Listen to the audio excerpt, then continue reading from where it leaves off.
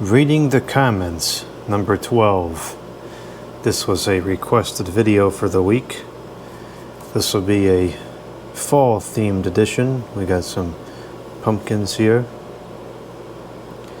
And yes, I am doing this on a Windows XP computer just to stir things up because I get so many stupid comments telling me that you cannot use Windows XP, it's not compatible with the internet, you cannot use Windows 7, it's got back doors, it's got front doors, it's got side doors, it's got windows.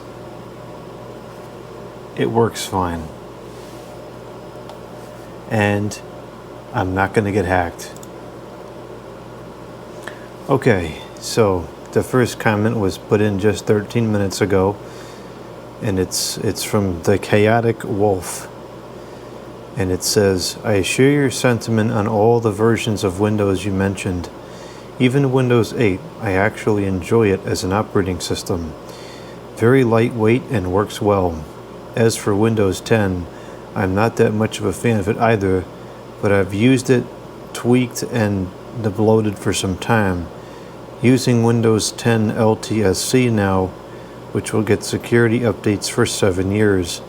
Not the best, but it seems amazing now compared to whatever Microsoft is doing with Windows 11. I'll start using Linux more before I even use that as my OS. I already get along with Linux pretty well. Software is just not what it used to be. Once upon a time, Windows releases were inviting and nice to use. Now it feels like the opposite. I agree 100%. What the heck?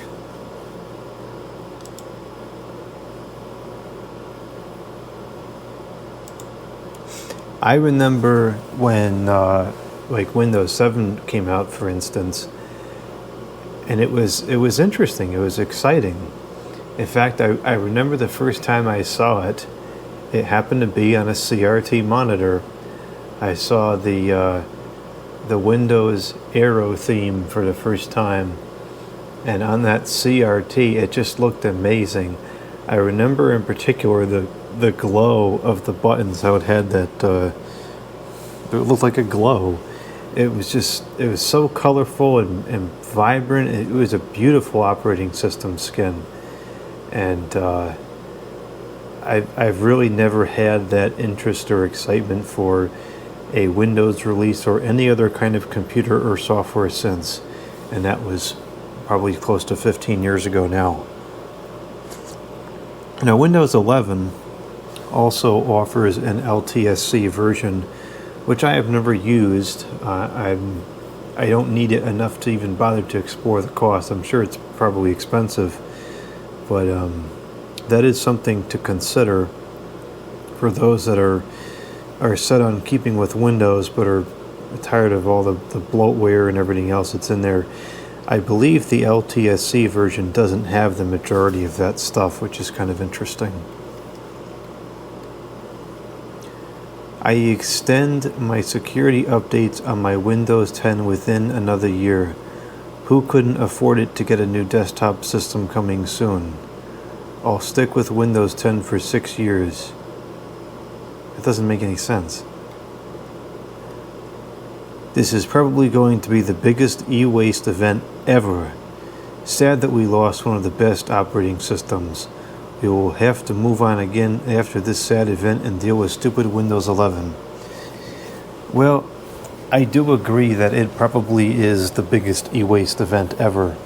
Well, actually, it's hard to say because I think there was actually a lot more e-waste back in the 90s and 2000s when the stuff was actually progressing quickly. The computer, especially for the average home user, has really, really stagnated in the last 15 years or so.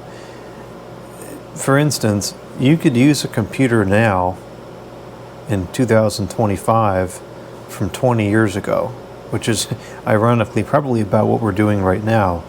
But in 2005, you wouldn't use a computer from 20 years ago. It would be totally and completely irrelevant and unusable, not even able to accomplish the same tasks. And so back then, people were getting a new computer every year, every 2 years. Nowadays, people don't do that. People that don't really care about the computer and just use it to look at email and face garbage, scam you, rip off, steal your data, stalk you, whatever place, and so forth, stuff on the browser, and that's about it. I mean, there's no reason to replace the computer. The one from 10 years ago is still just fine. However, now instead people buy new stupid phones every year, so maybe that's even worse because those have the stupid lithium batteries in them, so I don't know. But as far as operating system changeovers, in modern computing times, this is definitely the biggest waste of computers I've ever seen. I suppose you can look at it as every year that goes by, the system requirements become more and more reasonable, relatively speaking.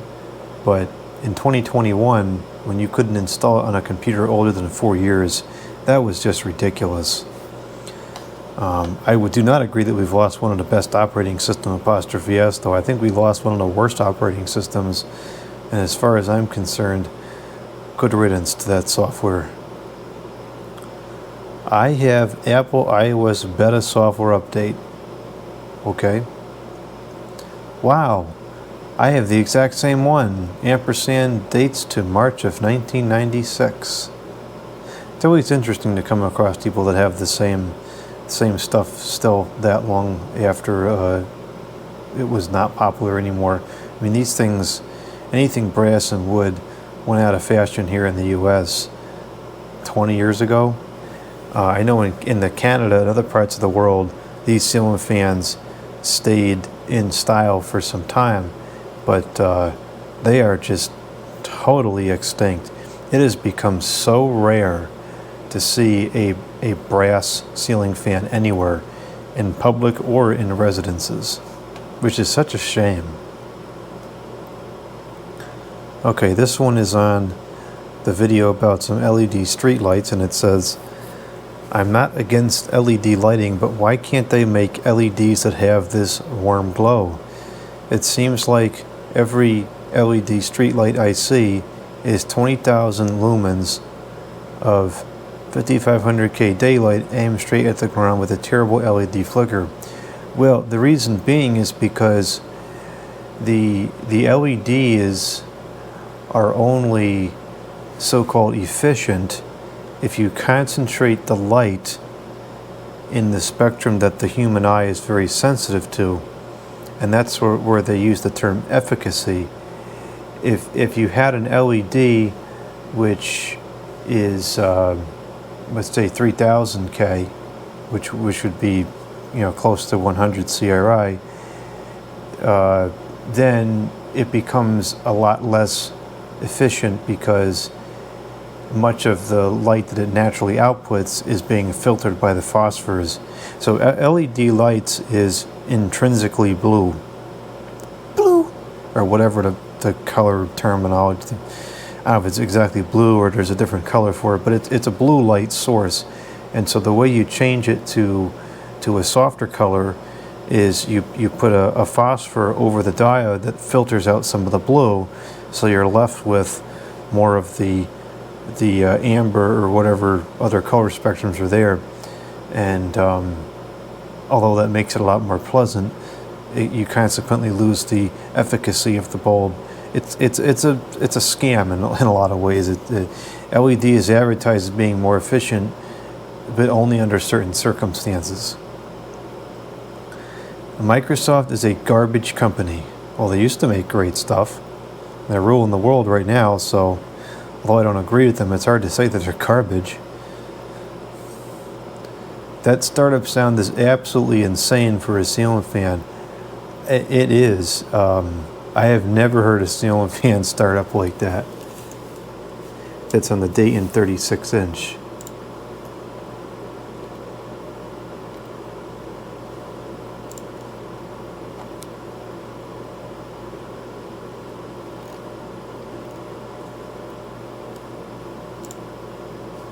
The word gonna is in this comment. I'm gonna be honest. Oh, that's good. Shouldn't lie. Lying is wrong. I grew up with Windows 10.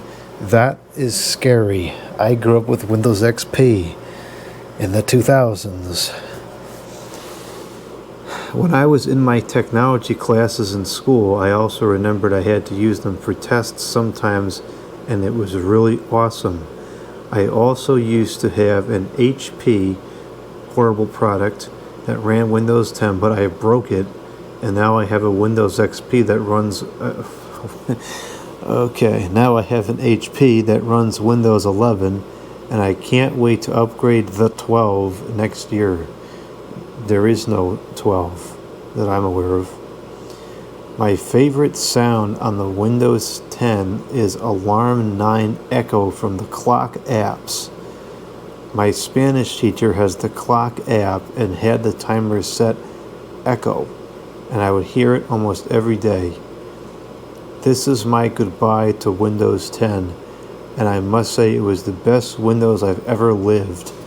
Currently using Windows 11 that still have some of 10 in it, and I'm going to be installing Windows 12 when it comes out because I already saw some concepts of it, and the Star of Sound also got leaked in. It sounds beautiful if you want to check it out. Quite frankly, I don't. I have no interest in it. I've lost all interest in modern software. And there's 2 replies, but in typical glitchy fashion, it doesn't work. Oh, there it goes. Windows 12 might not even come out. And I remember when it said that Windows 10 was the last version of Windows. Well, that was short-lived. I don't think that we'll see Windows 12 for a couple more years. It's too soon.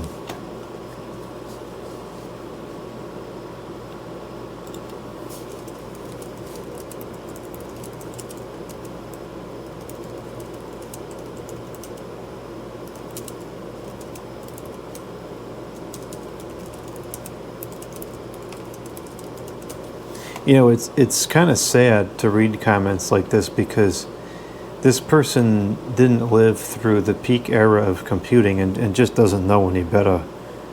You know, if all you know is Windows 10 and 11, I mean, you don't know what the computer used to be like, how great it was back then.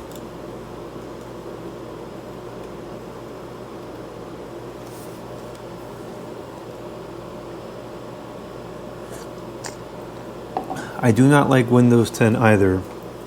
I do not really like Windows 11 as much.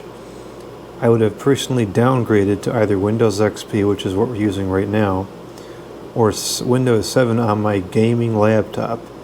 However, I am hesitant to do so, not because they are, quote, vulnerable on the internet, close quote, but rather because the gaming programs I use had their online support completely cut off on Windows XP and Windows 7, which is a shame because I bought a gaming laptop mostly for gaming when I am not busy doing yard work or carpet cleaning. Either way, regardless on what operating system you use, whether it's Windows XP or Windows 11, it is best to use common sense and to never click on links or download files from a source you are not familiar with. Even if you have an active antivirus, the internet has always been and always will be a dangerous place. And yes, antiviruses still work on operating systems that are, quote, no longer supported, close quote, as my friend found that out in a risky way after Windows Defender stopped him from accidentally downloading a Trojan Vrisu onto his computer that had Windows 8.1. And all of that happened after Microsoft, quote, ended support, close quote, on Windows 8.1 a few months prior. I never even used, I don't use the antivirus software. The problem with the antivirus software is that it is always behind the hackers because the viruses have to come out, become known, get discovered by these companies, and these companies have to figure out how to block them. And then they got to push those updates to your computer. So it's kind of a very delayed process. And I don't know. I just don't think that a Versu software is worth the resource it wastes on the computer.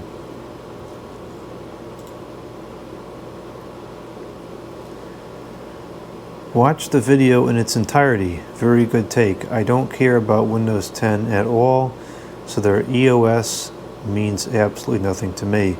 I do have a computer modern enough that runs Windows 11, which came with 10 originally. In fact, the computer forcefully updated itself from 10-11, so it has Windows -1, without me even doing it. Yet here we are. All those comments clearly came from typing on their phones, no grammar or sense of spelling whatsoever. You know, comments that have a whole bunch of grammatical and spelling errors really lose their credibility. As Jay always says, 90% of what I do on computer is on the internet, 10% of what I do is on the computer itself. Back in the old days, that was reversed. In addition, I do have a computer that I built that has Linux running on it currently, which works fine. Frankly, it is a much more secure operating system, plus it can run more programs than 7 or XP today. I install Linux more for peace of mind, really, given that it has security updates, not forced. Though I don't knock what you mentioned in the video about backdoor stuff, 7 can run on it, but certainly not XP. Since nothing supports XP anymore, it sounds like that's why you upgrade to 7. Recognize that 7's days are numbered for application support, and it will become what XP is today. Doesn't mean it's unusable entirely. As for all those commenters, Microsoft has set it 640,000, nudge, nudge, wink, wink times at this point. Your PC will still work, but it won't be receiving security updates. I have a 2010 MacBook Pro that I installed Windows 7 on, and it works and runs the internet just fine. The bottom line is, a computer is to be used as a tool for productivity. It doesn't matter what operating system you are using, as long as it can do the job. However, if you use a lower functioning OS, i.e. no software support, then there's not much of a point in my opinion. Well, I guess it depends on what software you use. This is very true about most of the activities going on the internet now, and so that means that the only thing that you really need is a working browser. Now, there are multiple, as of the time of this taping, multiple third-party produced browsers that are still updated, written for Windows XP, and they're compatible with Windows 7 and Windows Vista as well, and Windows 8. And so that's how we're doing this right now. This is running on Chromium. What the heck is this called? Supermium, that's what it's called, Supermium. And other than Spotify, which doesn't play properly, this is able to visit every website I want. And so even though this has been out of support for over a decade, this is still working perfectly fine.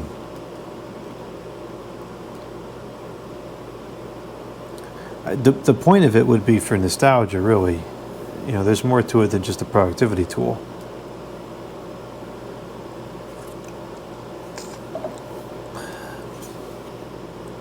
I think my comment got Thanos snapped. I don't know what that means. So no link. I searched up Windows 7 CVE and used those results. I don't know what that means either. There are some exploits, but they still require user input, like clicking on them to work. Of course, that's what I said in the video. Most of the things that you're going to deal with, they're going to be user error.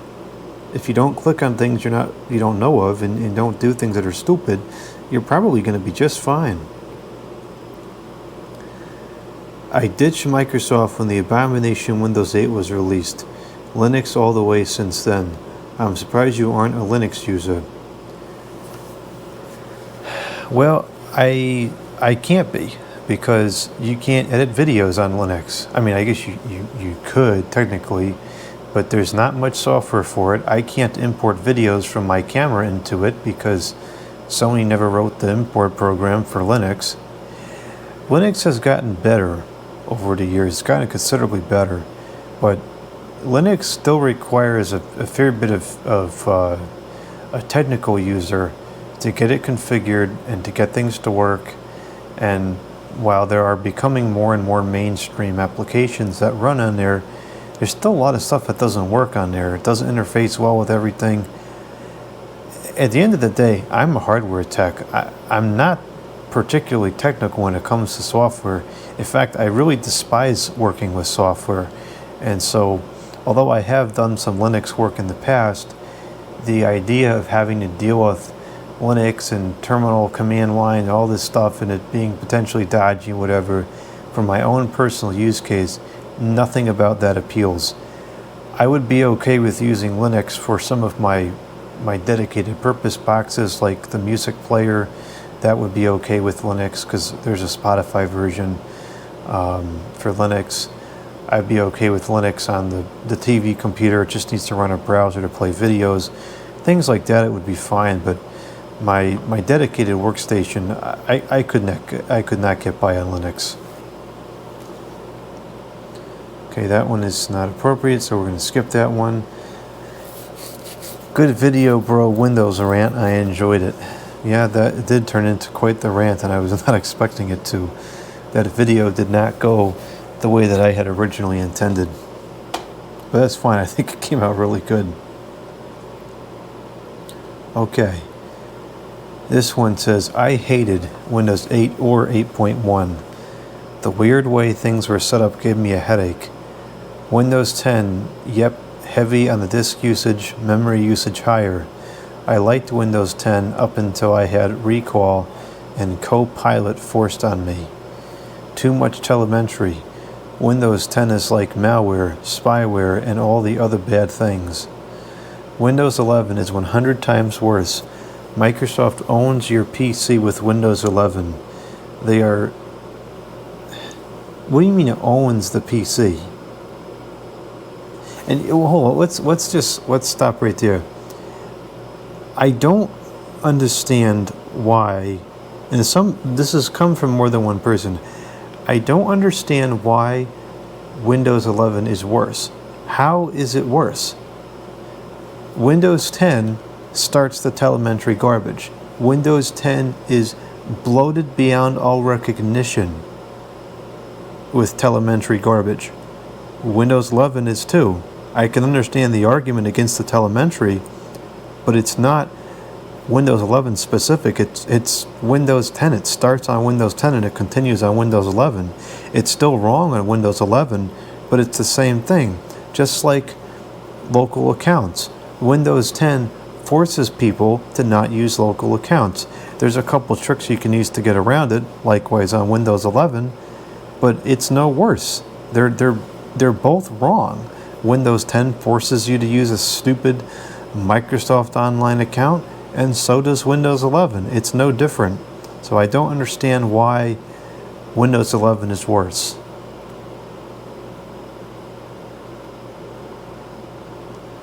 Microsoft not only engages in deception, they boldly disrespect their users without a care. Extremely unethical. That's a valid argument to make. There's certainly points to make that argument.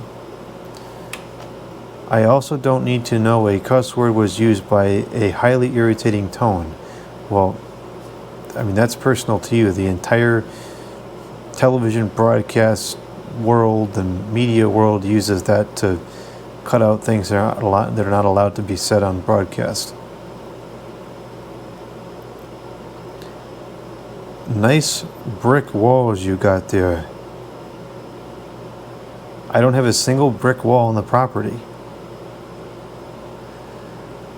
I only use Windows 10 on my Alienware laptop. Couldn't use 7, it kept freezing. I realized Windows 10 was unusable on a hard drive like you mentioned. I was a little bit shocked by that. You know, I have purchased, I wouldn't buy them. I've seen other people purchase computers in more recent times that we're still shipping in the Windows 10 era. And they would ship with hard drives. I have no idea why. This should not be an allowed configuration. A few years ago, Windows 7 kept installing the Edge. Yes, that did happen. However, under Windows 7, the Microsoft Edge would come in as a Windows update, and if you knew what the knowledge base number was and unchecked that update, it would not go into the computer.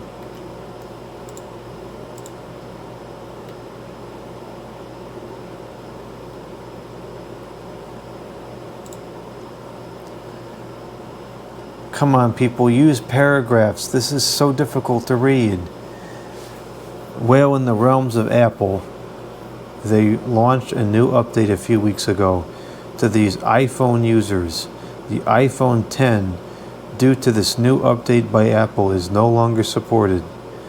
Apple recently released macOS Tahoe for the Mac. I hate the Mac. I have had my recently MacBook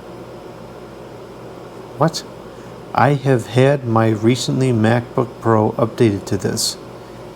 Been decent, but since AirPlay has been not working. Not sure what happened and tried doing work to it, but with no success. Hopefully Apple will get that fixed soon. In terms of Windows, I have used both Windows 10 and it was a good improvement from Windows 8, which was a mess. I do agree though, Windows 7 and Windows XP are defiantly better than any other Windows systems they released. Such a shame now another somewhat good Windows operating system is no longer supported.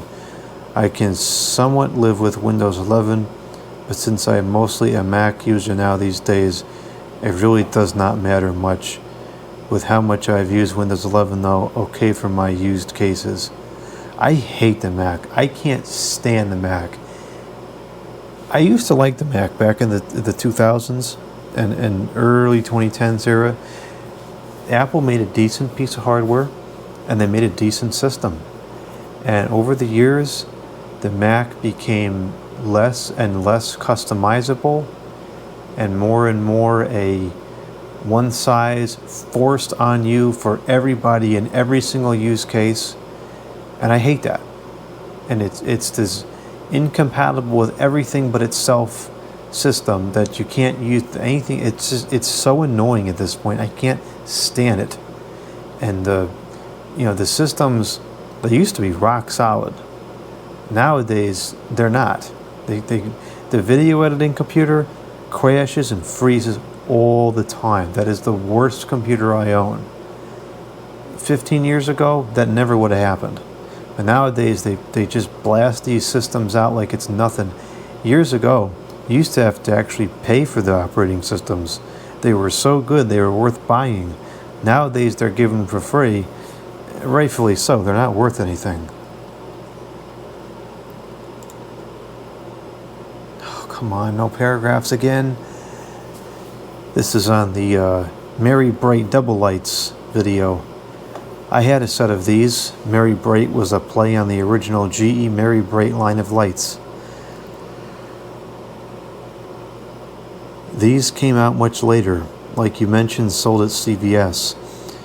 It seems like it hasn't been that long ago that I had these, maybe early 2000s. They weren't out very long. I figured that much because they seem to be very uncommon. I bought a set to test out how they'd look as a three-way flasher on my outside tree. Bought them after Christmas, and then after I tried them out and thought, wow, these are cool, I never found any more, not even the next season. Essentially, these are 3 sets of 35 each, hence the three-way flashing. When beginning them up with a dimmer, you have to get enough voltage to overcome the shunts in all the bulbs or the set won't work. I used the set on a mini tree the next season since I couldn't buy any more. They ran very hot for mini lights, thus they didn't last long. I think I used up the replacement bulbs by the end of the second season, so I started replacing them with single filament bulbs and they worked fine. Another tidbit is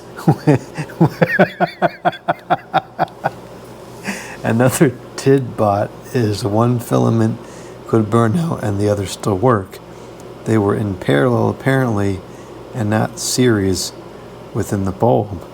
Okay, that's very interesting, because I was going to say, if you replace them with regular bulbs, should you be putting a bulb in that's higher wattage to compensate for the two filaments?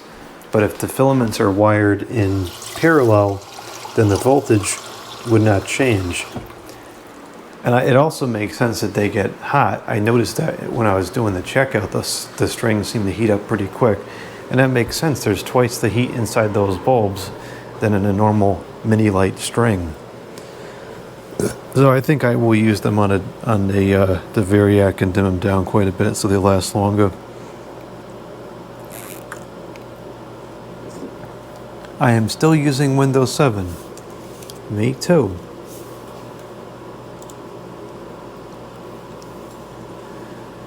Hey, at least they're being honest with those. Were those LED flickering candles? That was pretty funny that it said the LED candles flicker. Obviously, I know what they meant, but I thought that was pretty funny. Your opinions reflect the views of many people. I hope you become famous. Me too. Excellent commentary on this virus, on this whole out of support OS debacle. You're totally gonna get a Versu. Oh no, not another stinking Versu.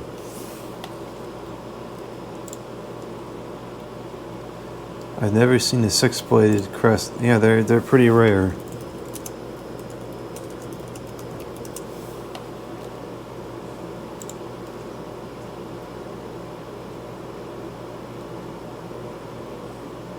You know, the comments box has been super glitchy the last couple weeks, which is ironic because I just saw today that all these little icons have been changed, and that really wasn't the update that we needed. We needed an update that fixes this comments box. Now we have to stop here, because what happens when it does this, then every comment afterwards gets posted randomly to some other wrong thread. So we can't proceed until this stops.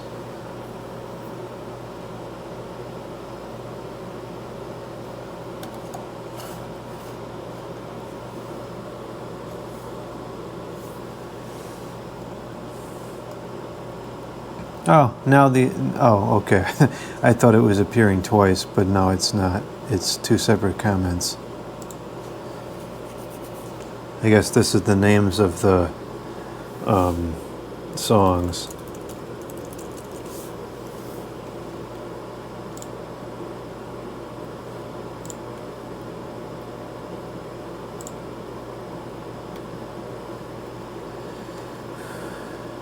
There's a lot of misinformation out on the internet, and I've fallen for it too. There's a lot of people who still prefer to use Windows 10. From what I've heard, I'm a mix of a lover of Mac OS and Windows, kind of. I even reach up to my cousins for tech support.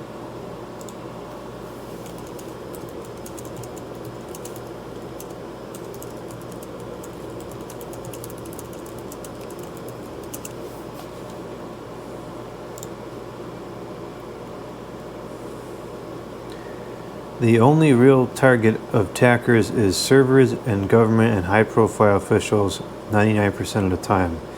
So for those environments, having an unsupported version of Windows may only be a real issue then.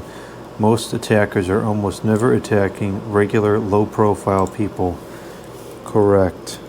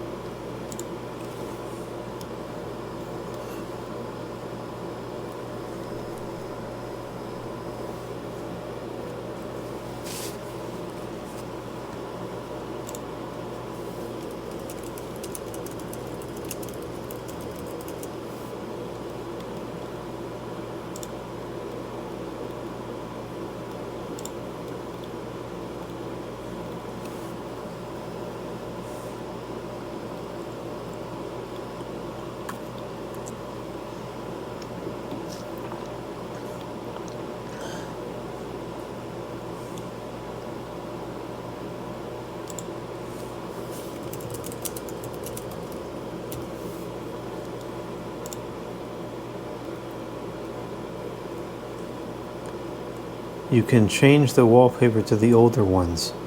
You can, but on Windows 10 it's going to change right back because it's a piece of garbage operating system. Cool. Hot.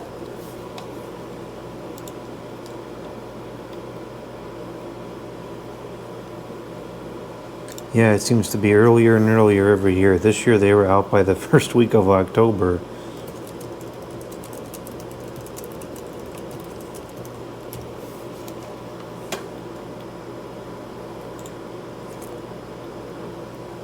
AC Delco batteries. I'm not really familiar with them, but something to keep in mind.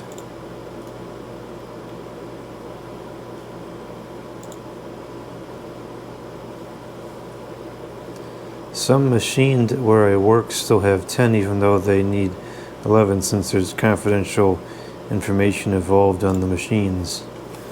Okay.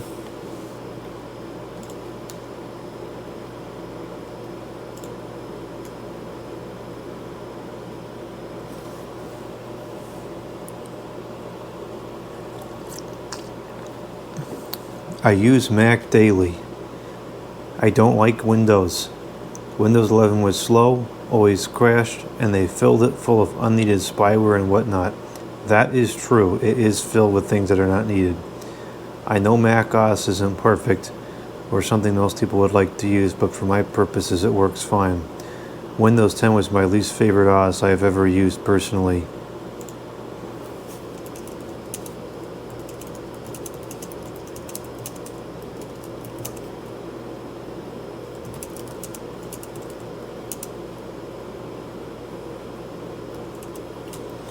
What was it? It was around 2012, I think, was kind of like the last decent year of the Mac stuff.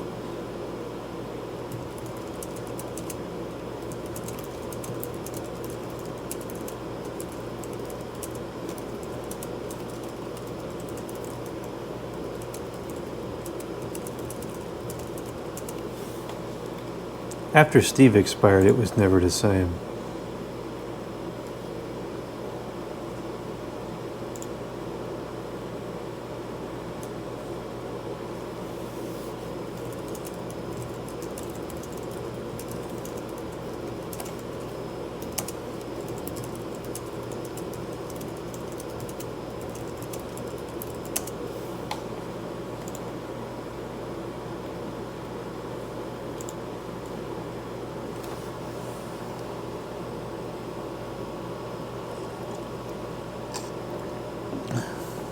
This is a request to do a install of Linux onto a unit.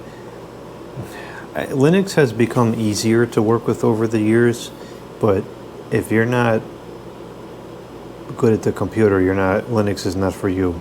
Linux is not for the faint of the computer. Even it's too much for me even half the time. I like your hair and bread. Yes, bread is delicious.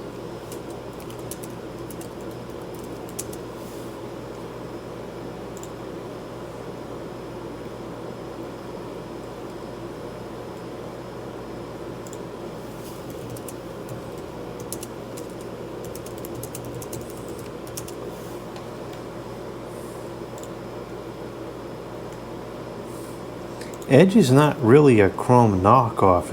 It is pretty much Chrome. It's just forced on everybody for some reason. Glad I do not own a computer. Okay. You can very easily change the background to the older versions, but it doesn't fix the skin.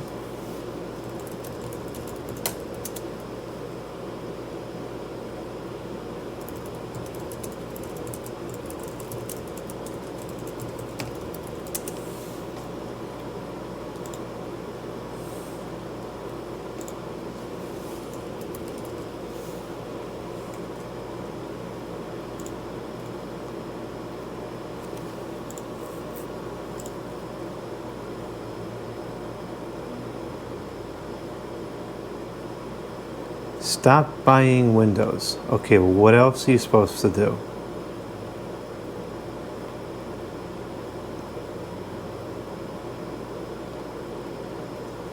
I'm going to type, what else are you supposed to buy?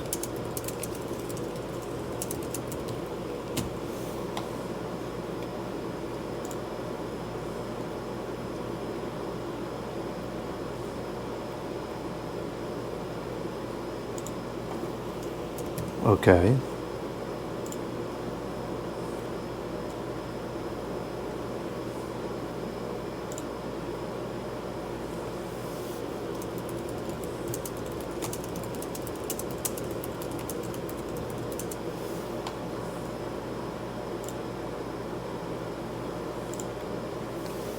Okay.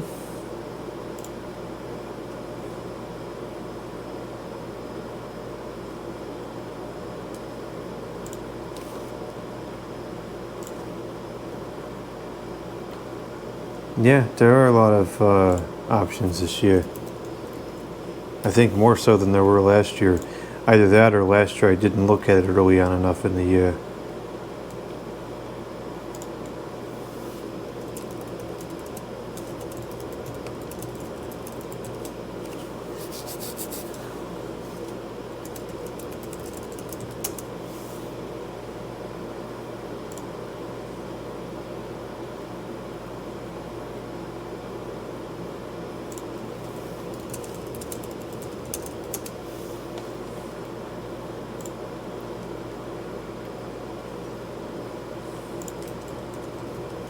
The LEDs look so bad. I completely agree.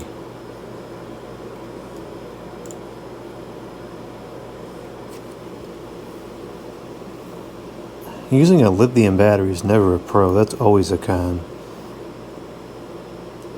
And why are we shouting? Why is everything in here shouted?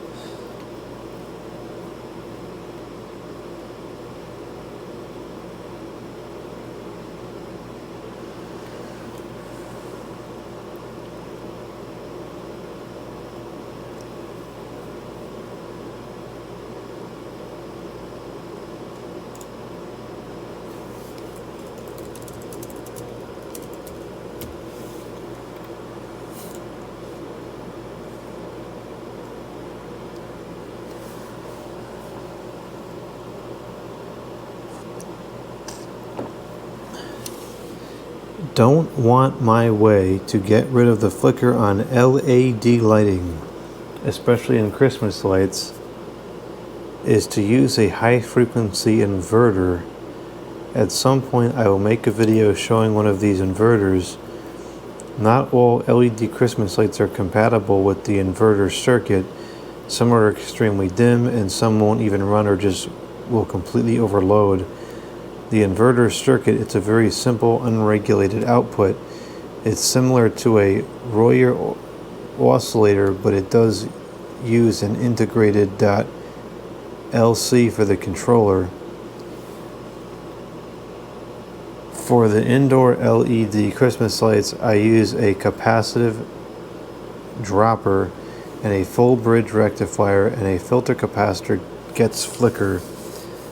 The reason for using the capacitive dropper is because when you rectify the 120 volts, you get 165 volts stereo current, what overdrives to LEDs and shortens their life.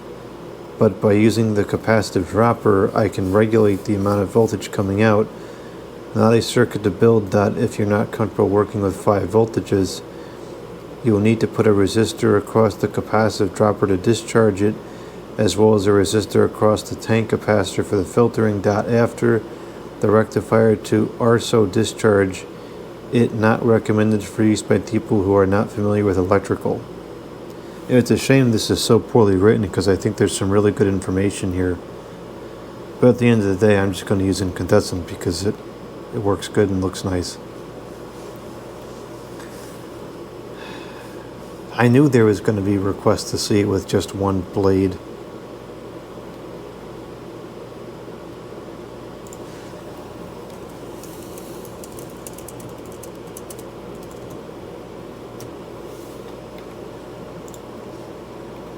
There it is. The I like it. Okay.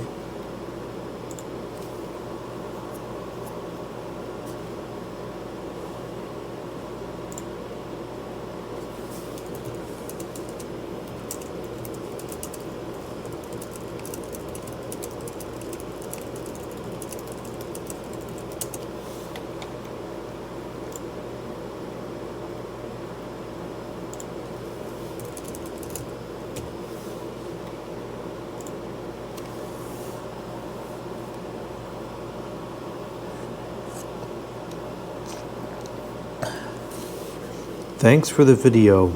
I bought this Inspira 9100 and I want Windows XP. How can I find Windows XP updates? And I have a problem when I start the fan starts at high speed after a few seconds. That's not something that can be explained in the comments, in a couple of sentences in the comments box. I'm sure there's other videos out there that talk about how to download the videos through download the updates through, what is it called, legacy update or portable update, something like that. I actually don't even really know how to do it. I don't use the stupid updates anymore.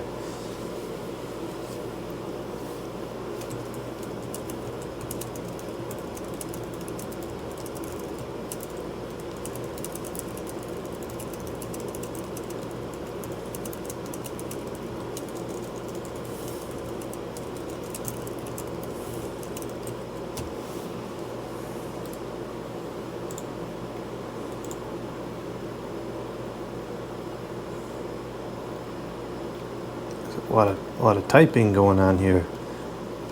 These were extremely common. I've seen a lot of them with this switch design. As others have stated, the switch is a circuit breaker. Maybe not the greatest design, because the more you play with the circuit breaker, the more likely it won't trip in the event of an overload. But this allows the manufacturer to kill two birds with one stone, giving it a switch and a circuit breaker in one shot. The surge protection guarantees provided by any of the big name makers generally aren't worth the paper they're printed on. They'll never pay out the value of your equipment. Said you'll get far less than even dreamed possible if you get any satisfaction at all. Since it's an insurance policy, the main goal is to not pay out and instead give the consumer the runaround until they're worn out and either forget about it or take the lesser amount. As you well know, I have dealt with that before. Power strips like this one were very common and indeed are safe to use unattended, provided you're not pulling anywhere near the rated capacity. I've seen many of these left in service for years with small wall warts or USB chargers and other small appliances like lamps or fans. It will certainly handle 15 amps though, they just don't say how long. That's an interesting point. I have a power strip in a tower configuration that claims it handles 10 amps. Plugged into that are a number of devices pulling less than 100 watts. However, also plugged into that is an electric heater that is 500 watts. The heater is used only a few days a year for a few hours at a time and is always supervised. That's plenty safe enough in my book. I'm only pulling about 5 amps through it, so half of the rated capacity. Then the letter H comes in and says, tons of these are still in service to this day. I can't count the number of electronic setups I've seen with all modern equipment except the power bar. 90s computer beige, yellowed and filthy as can be, neon indicator flickering away like an LED. I've always found it funny how people like to replace old stuff just because it's old, but for whatever reason this does not apply to power bars. It's great to see, though. I'd rather people use one of these than the Amazon special that likely isn't even ETL rated.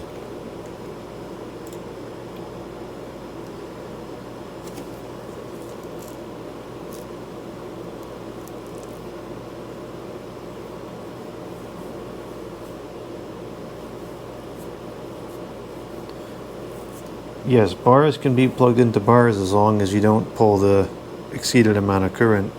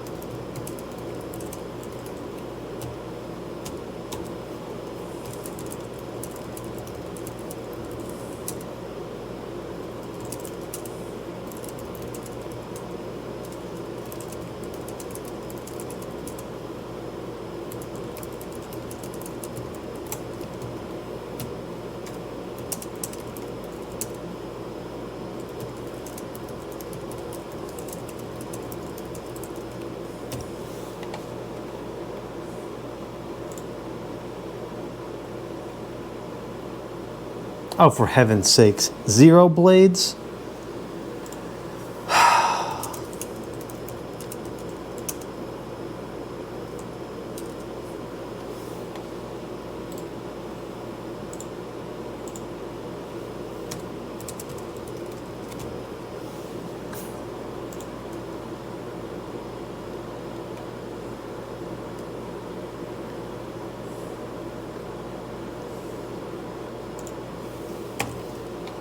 And now I gotta show all the blade configurations on the other one too.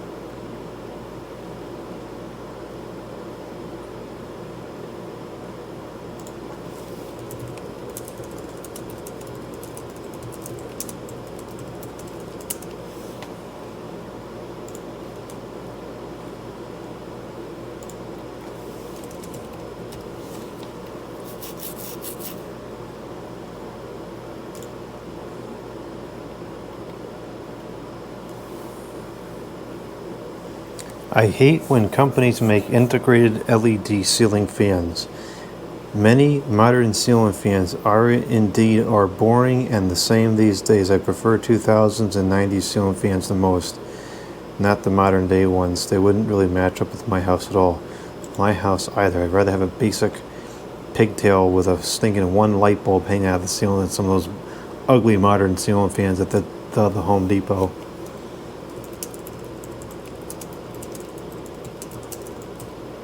The integrated LED stuff is an e-waste disaster. That's all it is. It's a complete disaster.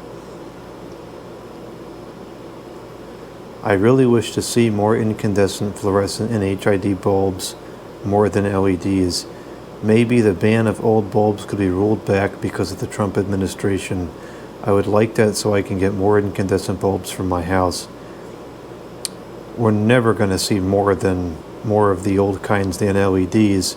But it would be nice to see some still on the market because it would give some market competition, which is very important because if you can go to the store and buy multiple different types of light bulbs, whichever ones that you want, then that puts some pressure on the LED manufacturers to match the quality of light such that you would choose the LED because it's just as good. One of the reasons why LED is allowed to be garbage is because it's a game of it's a race to the bottom. It's a game of being as cheap as possible. Since you can't get incandescent anymore, you're stuck with LED, so the next thing people are going to do is buy the one with the lowest price tag. So everybody just makes the cheapest and cheapest and cheapest possible, and now lighting is complete and total garbage. That's a result of lack of market competition. Market competition is a good thing.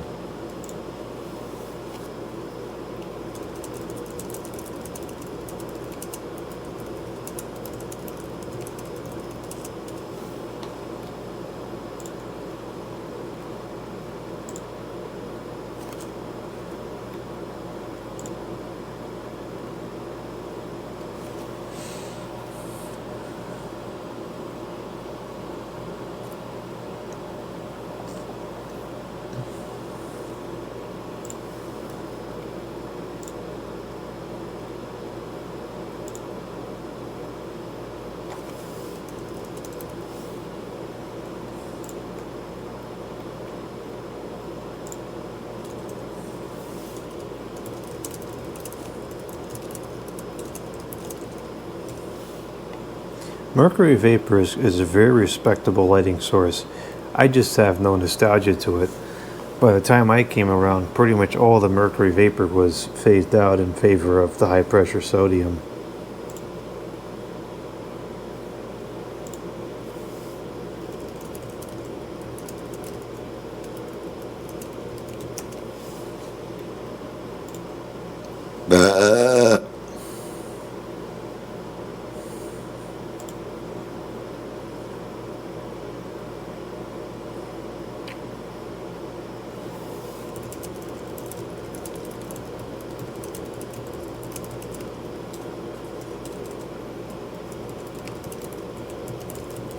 I wonder if I have a precise enough scale. I have a postal scale that will measure stupid pounds or stupid LBS. Even the abbreviation for the units we use in this country are stupid. How the heck do you get LBS out of pounds? That is so dumb. That's as dumb as S mode on Windows 10. Anyways, it'll measure pounds and ounces. I don't know if it'll do grams and kilograms. It might. I'll have to check. But maybe I'll try to weigh the blades on that fan, since I have to take all the blades off anyways, to show it with no blades and see how much air it moves, as if we don't know how much air it's going to move with no blades on. Oh, and then wait, do we have to show it with no blades with the blade brackets, or the blade brackets off the motor too, or just the blade brackets on the motor with no blades? Probably going to have to show both, because I know someone's going to ask for both configurations. And why that particular fan? This hasn't been asked for on any other fans besides that one. But anyway, since I have to take all the blades off regardless to do that video, maybe I'll try to weigh them out and see if it makes any difference.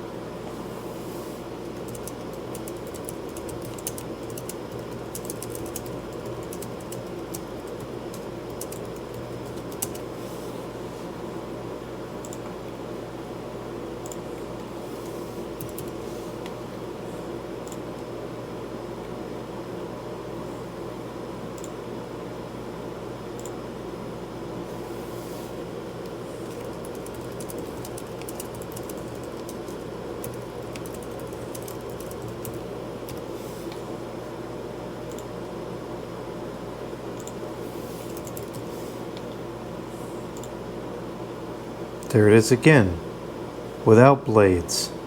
With 5 blades, oh come on people, give me a break. That poor crest, I've taken those stinking blades on and off that thing so many times.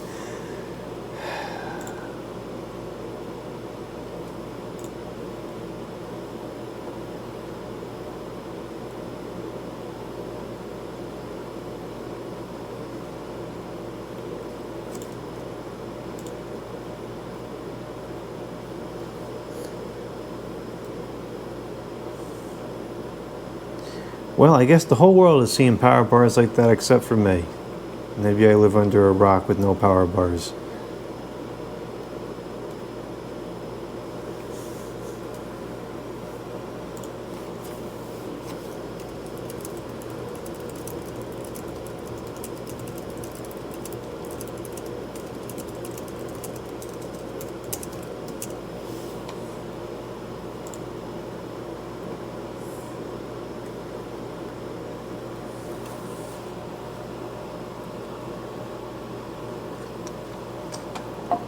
There used to be, and I believe they sold it at the Home Depot as well. It was written correctly there, the Home Depot. But they did sell it at the Lowe's for sure, a large 300 watt bulb like the one you showed, but it was frosted instead of clear. I would very much like to get some of those, if that's still available. I used to run 4 of those in my shop alongside the fluorescent fixtures. I normally used the incandescent ones when it was cold outside until the other ones warmed up, or if I was only going to be there in a short period. Those lasted on full voltage with no dimmer for well over a year of regular use. I can imagine it brought up slowly and ran on a dimmer for much longer than that. The only thing that bothers me is the fact that for some reason the frosted version seems to have become a lot harder to find than the clear version, and I am personally not a fan of clear lamps for most use cases. Yeah, I generally agree with that. The clear lamps, there is one use case I like clear lamps for, and that is in polished brass ceiling fans. I think that they add a nice sparkle to the polished brass. But most of the time I use a light in a ceiling fan. It's just for the aesthetics of the fan and not to light up the room. So I use a low wattage bulb like those S11 11 watt bulbs, or sometimes I'll use 25 watt bulbs in the fans, and that's it. For higher wattages, especially if the bulb is exposed, it's a bare bulb fixture, the clear bulbs can be quite harsh on the eyes. Certainly a 300 watts one would be, and so the frosted ones are generally more pleasant. I have not seen those 300 watt frosted bulbs, but I might look around and see if I can find some.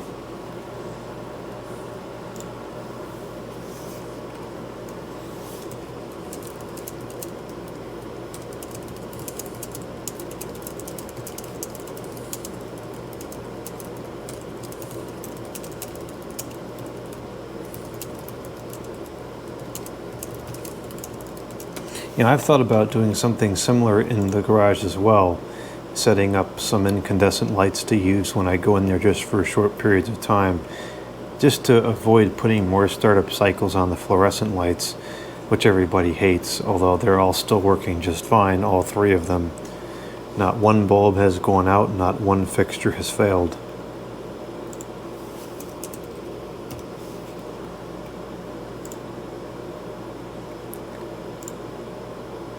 Sadly, here in California, Home Depot, it's the Home Depot, stores have all sadly gotten rid of their CFL lamps and linear fluorescent tubes due to a statewide fluorescent lamp ban.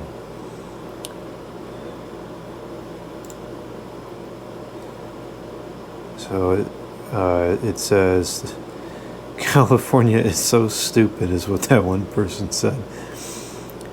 And the original commenter responded and said, I partially agree because in my honest opinion, I do have mixed feelings about lighting bans because I also have a very strong passion for the environment and acknowledge that mercury is a notorious pollutant that affects wildlife in so many ways when lamps are improperly disposed of. However, the thing I find personally frustrating about lighting bans is that it makes it harder for me to maintain a decent stockpile of my favorite light sources, as I fear they will become too rare for me to comfortably operate them every day. Same thing in Colorado.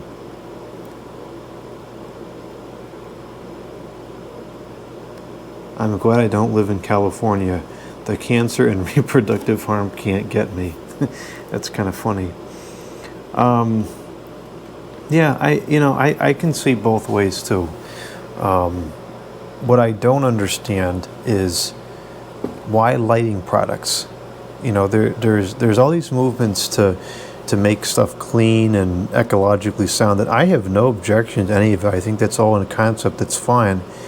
But the execution of those plans, it just doesn't make any sense to me. You know, we target refrigerant in air conditioners. Well, if the air conditioner is built properly and the service techs use it properly and service it properly and use the equipment correctly, the refrigerant should not come out of the machine. And you have these old air conditioners from 1980s and 1970s, especially the window and wall units that are sealed systems, they very, very seldom leak. I mean, you got even the central systems from the 90s, a lot of them lasted 2 or 3 decades before a leak happened. So you're talking over a span of 30 years, a couple pounds might leak out. I mean, that's like nothing. So why are we targeting refrigerant? And then, of course, the irony is when you force people to replace it, now we have to dispose of all of it. And it's the same thing with light. Now, lighting, at least, lighting does account for a considerable amount of electricity usage because everybody uses lights. There's a lot of lights everywhere. So I can kind of understand why we're targeting the lights from an efficiency perspective, but CFLs and fluorescent lights, it's kind of like the same thing with the refrigerant. CFLs, and I can confirm this from my own personal experience, they last many years. They last a very, very long time.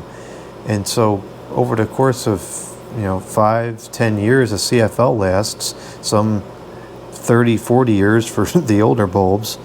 A trace amount of mercury is present over that extended period of time. And then again, it's only if you don't dispose of it properly. So it really should be a small number. And if people are not disposing of it properly, that's user error. Fluorescent tubes are largely used in commercial environments. Commercial environments should be serviced properly. So I don't know. The whole lighting thing is very frustrating to me because I can't use LED lighting because it gives me a headache. It's not even just a preference or I happen to like this better. I cannot use LED lighting because I'll get a headache, and now I'm left with no other option. I have to use weird shaped bulbs. I have some lamps in my house with traffic light bulbs in them because I can still buy traffic light bulbs and I can stick them in my lamp. It's ridiculous to do that, but that's what I'm left with. And I'm using CFLs. Well, I can actually still buy CFLs at the local store, so I'm using a lot of those, but I have stockpiles of CFLs from the 90s that I know are very good quality and are going to last a long time because at some point I'm not going to be able to get the CFLs anymore. So it's very annoying, and it shouldn't be an extremity like it is. There should be some point of balance. There should be balance in everything, and there's a lot of things that are just totally out of balance. Stockpiling this stuff is our only option right now, and I did a lot of stockpiling about 10 years ago, and I'm glad I did because now the stuff is disappearing from the stores, and now I have it on hand.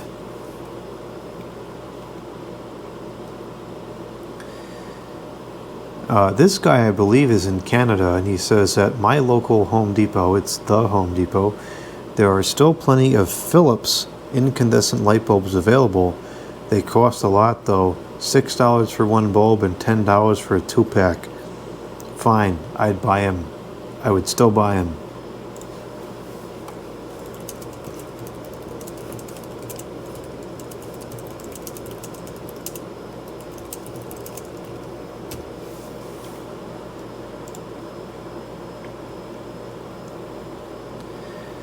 The Home Depot said correctly, in my area still has 70-watt high-pressure sodium bulbs. The location this was filmed at must have gotten rid of them because they don't have any room. I don't know why they didn't put them back. I suppose that's a possibility, but it's also kind of a ridiculous reason. I'll have to check at some of the other local stores and see if they still have them.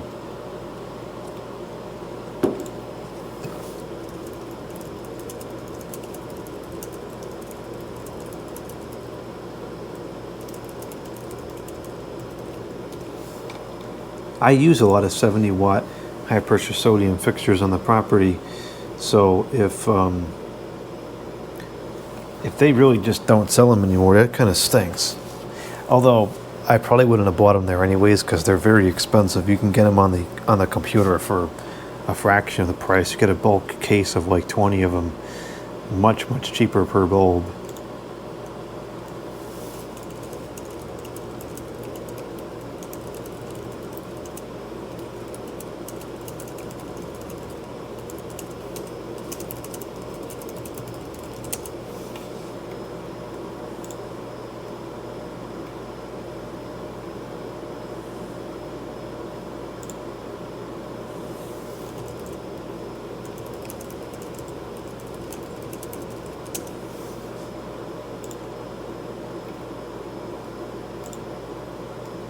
Here's a Duracell story. A contractor replaced the thermostat and went to install 2 Duracell. I told him no, I've got better ones and I don't trust Duracell. He said, okay, I'll keep them for something else.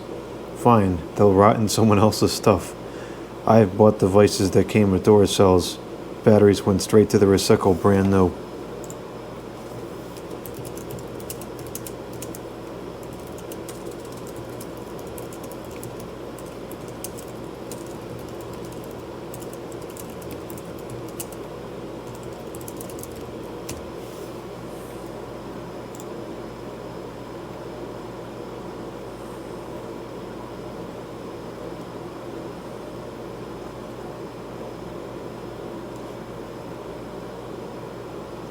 This is confusing to me because this is not a picture I've taken, so why is it showing up in my...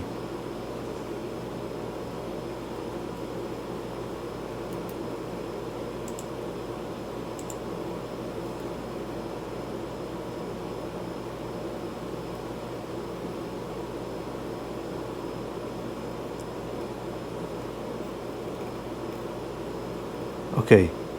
This is somebody else's post, so why is it in my comments box?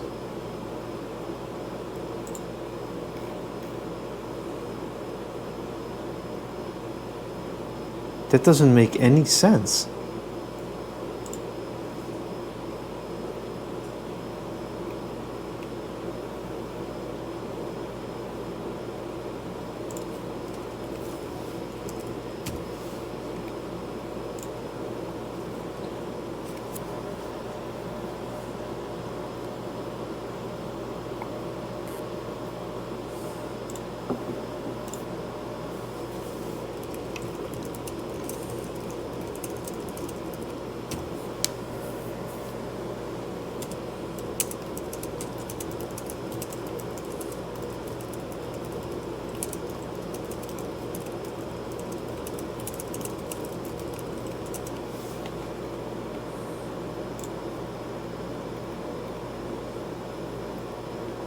How, Dick, how people get so many people these super insane rare models from back in the old days?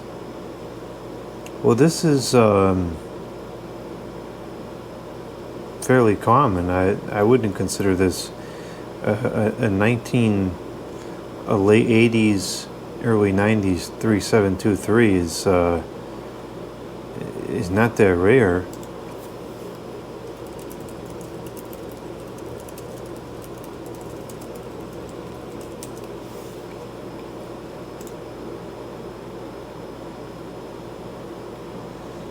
I don't remember that video enough to know what he or she is talking about. I'd have to go back and look at it later.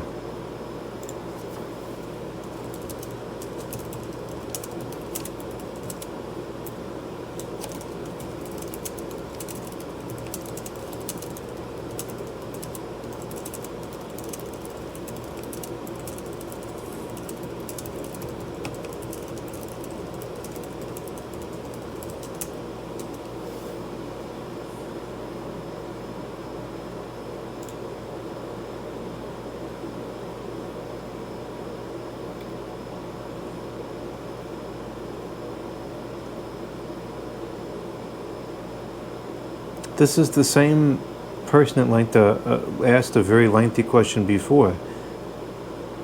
I can't explain how to run a dual boot install of Windows in the comments box.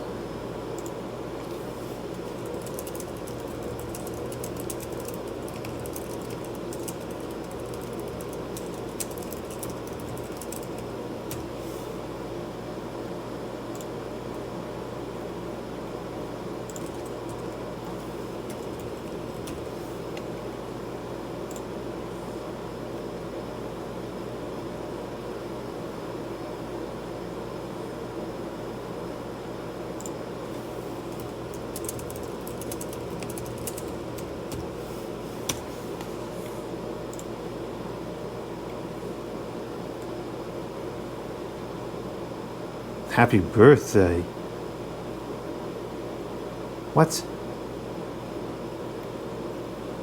Happy tree friends' birthdays? Happy birthday. What the heck? What are you saying?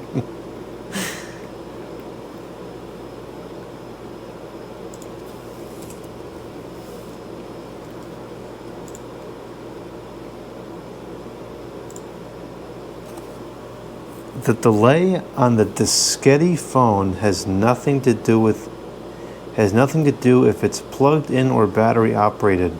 The communication protocol is the same for the handset or the plugged in diskette, and it's the cause of delay. When you pick the phone, it sends a message to the base and says, "I'm here, I want to do something." The base says, "Okay, great, go ahead." This takes time. This protocol is decades old. I bet the base doesn't have this delay, and I bet the person liked his or her own comment because this video doesn't get that many views. This telephone set, I don't know why the heck it's being called a diskette phone. I'm assuming that refers to the cordless corded one.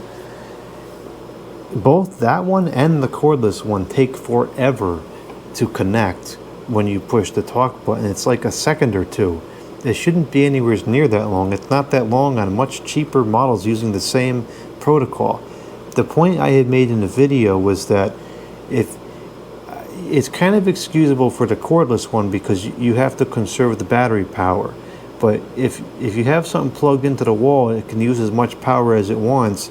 It should just maintain the connection so that when you pick the phone, it's instant. That was the point of the video.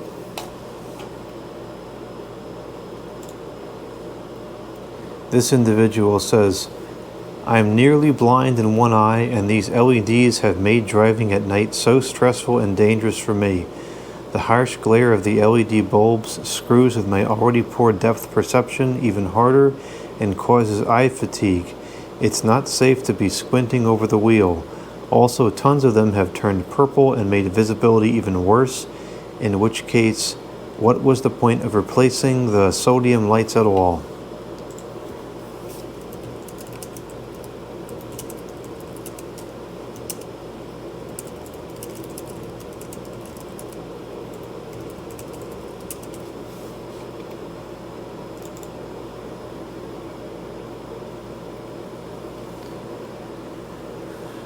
I have noticed as the Christmas items have started to come out in the stores this year that trying to find any sorts of incandescent is not easy. The minis I can find still, but trying to find the C9s or the C7s have been impossible so far this year. We had a battery, the failure, but it's plugged in now, it's charging back up. Okay, where are we at here? I have noticed as the Christmas items have started to come out in the stores this year that trying to find any sorts of incandescent is not easy. The minis I can find still, but trying to find the C9s or the C7s have been impossible so far this year. I did stock up on some replacement C9 bulbs this last year, but finding the strings have been hard, and the only other ones I can find are the LEDs. But with the stock the stores have of just the mini incandescent lights, I sadly am saying the days of all incandescent Christmas lights is coming to a close. Even trying to find bubble lights this year has proven to be difficult as well. Been trying to track down replacements, but so far no luck. I know finding replacement C9 incandescent bulbs online is still somewhat easy to find, but like many users these days and not having many issues with LED lighting, I am slowly making the switch. I haven't seen bubble lights in a decade plus, but everything else is still readily available around here.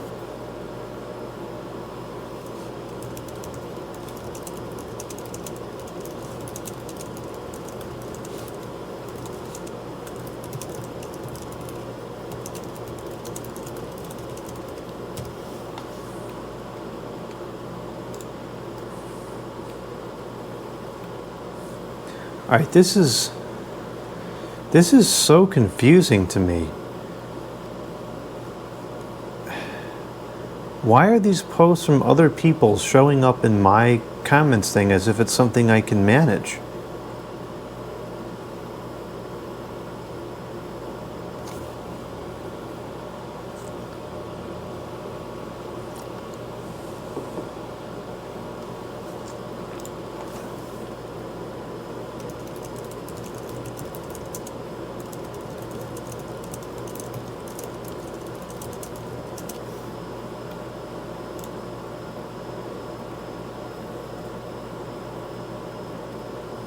I don't know. Did you see it light up in the video?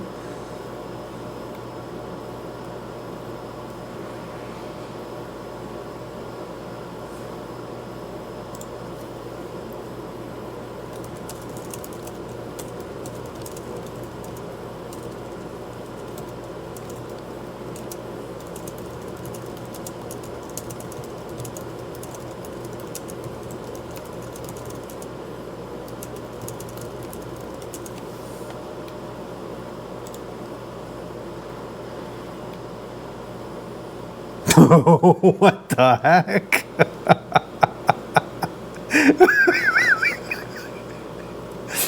A drafty garage is not a great idea when it is cold as a well digger-esque butt.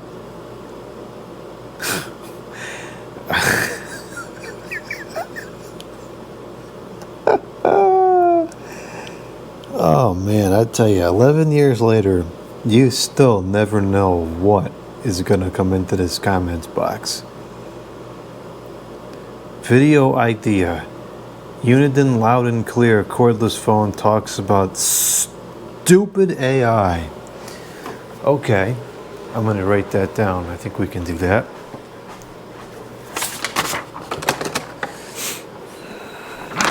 There's an artificial Christmas tree needle on this piece of paper.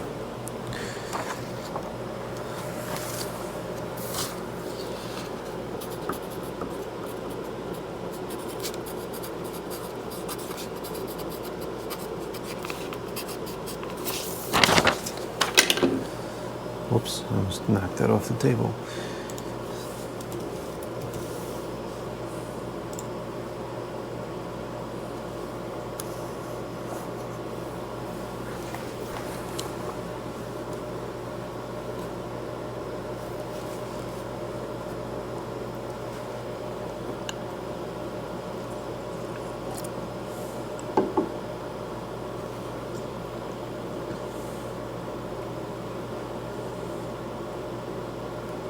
Yeah, it's not good. It is everywhere. I'm starting to notice that too.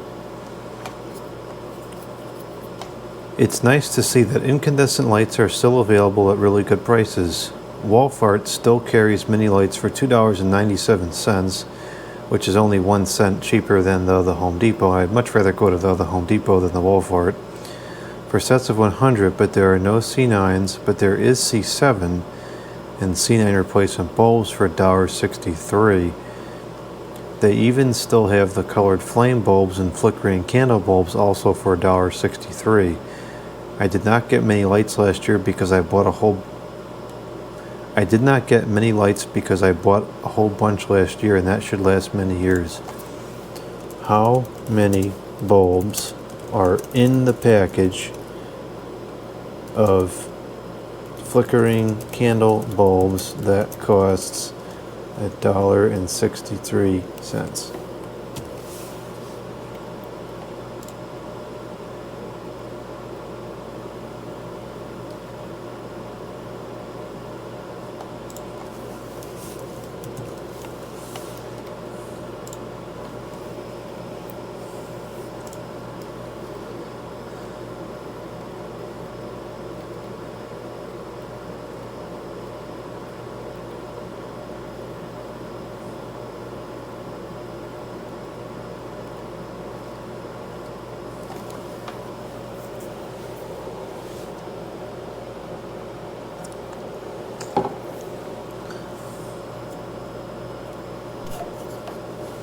This is a very bulky setup now because the camera is plugged in. Okay, here's a comment from, I don't know how to pronounce that. Thanks for the video. I agree with pretty much everything you said, and I think just the encouragement was mostly what I needed. I have ran my channel for such a long time and didn't really get any encouragement or anything, and I think it just amounted to what has happened.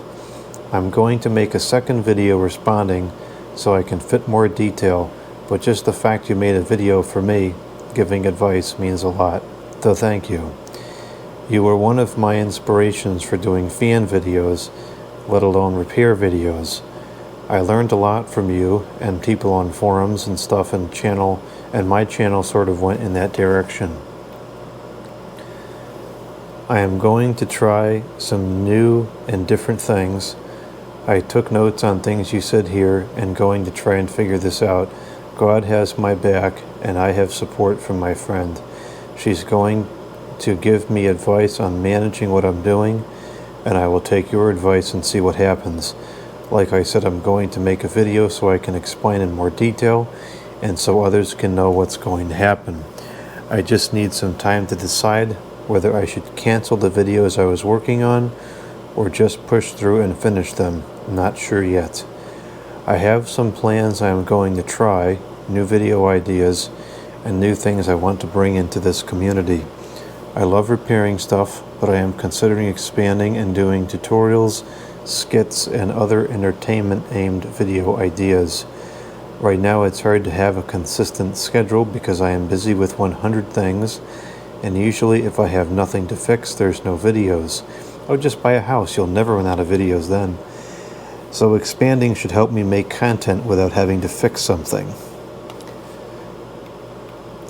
It's just my channel is not large enough to where my audience recommends ideas or comments what they like or don't, so I consistently go crazy trying to please people I feel don't exist. Have you ever asked your audience what it wants to see?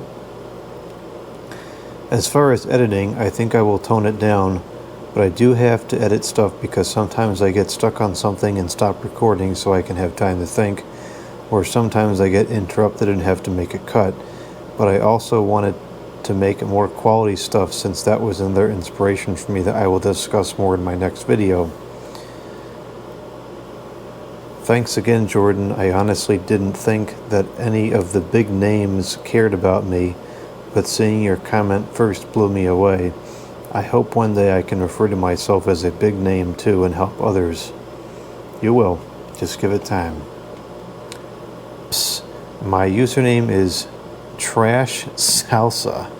That's how it's pronounced.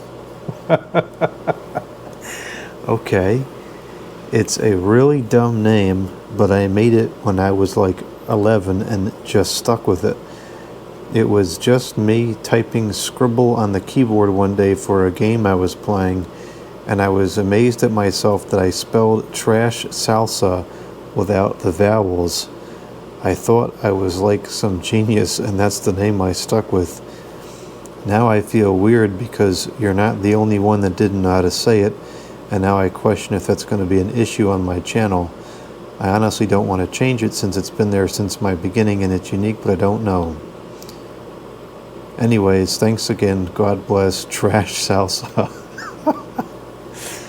Now the letter H, who also has a username I can't pronounce, comes in and says, you absolutely should keep that username because it's very unique and it has a story based on your history, which makes it special. A unique username like yours helps immensely with people being able to search for you and find your content. So many channels are made up of actual words, and when that's the case and the channel is smaller, it's very hard to find videos without going to the channel page and doing the search there, which can't be done in the YouTube mobile app, which is all the more reason to use a stinking computer, especially one that's out of support. Even when I search for a video on Jordan's channel, which has 60K subs, many results are about the Jordan sneakers. Don't worry about people not being able to pronounce it. It matters more that they can spell it. No one can pronounce my name either. I find humor in their attempts. So Trash Salsa comes back and says, thanks for the kind words. You are the only person ever in existence, including my family, to ever think I had a decent channel name. Even my own parents made fun of it, so hearing an opinion like this is very refreshing. What you wrote is worth millions. Thank you. This was bad.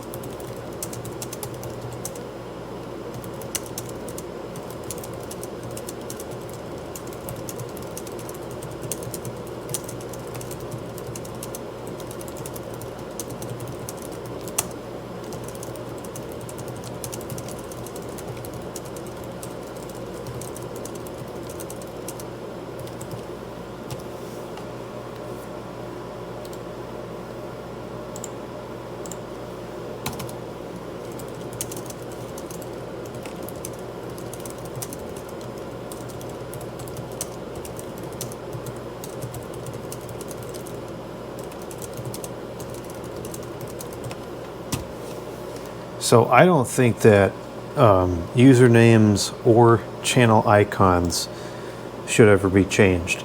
I attempted to change the channel's icon a couple of years ago because it turned out to be more of a cordless phone channel than a skateboarding channel.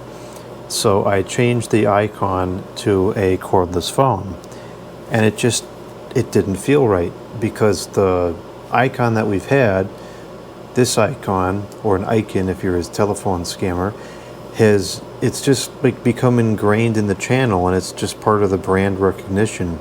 And so I just don't think it should ever be changed. Same thing with the username.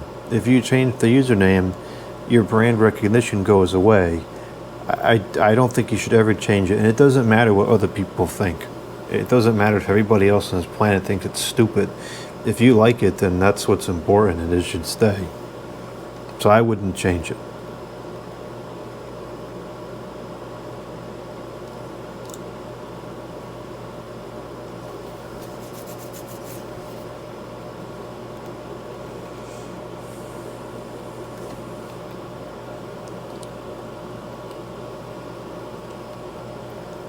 Pardon the long comment. Okay, pardoned. This was back in 2009. The pardoning took place in 2025 though. But I think it was the washer videos that kind of helped things take off for me.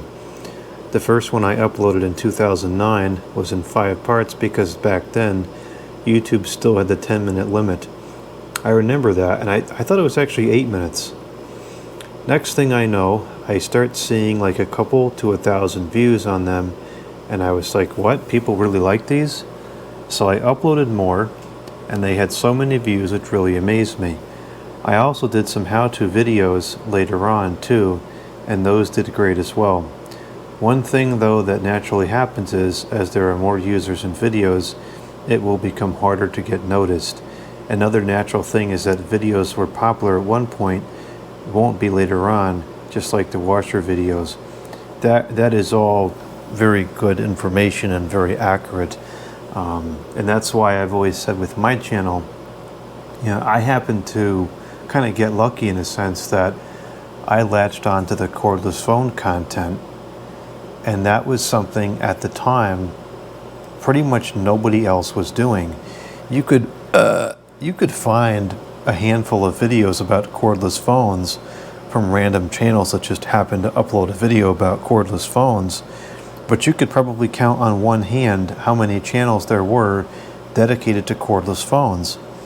So I got kind of lucky with that in the sense that I became the premier channel for cordless phones kind of by default, because it's all that there was. I mean, granted, the videos were good quality and the material was expansive and there was a lot of models, a lot of stuff shown and so forth.